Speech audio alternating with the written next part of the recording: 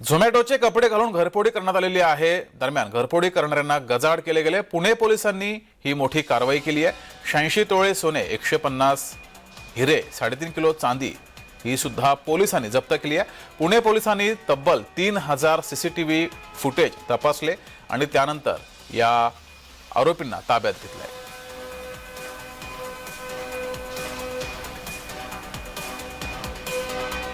त्यातून आमच्या काही कर्मचाऱ्यांना गुप्त माहिती अशी मिळाली की उंडरीमध्ये एक माणूस आहे जो ह्या घरफोडीशी रिलेटेड असू शकतो।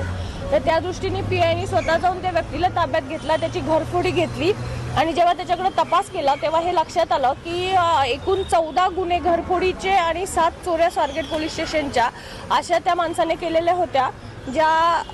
त्याच्यामध्ये आम्ही 860 ग्रॅम सोनं, 3.5 किलो चांदी, 150 हिरे, 2 अग्निशस्त्र आणि 5 राऊंड, त्याचबरोबर चोरीसाठीचं जे सगळं सामान आहे ते आणि झोमॅटोचं एक किट असं जप्त केलेलं आहे।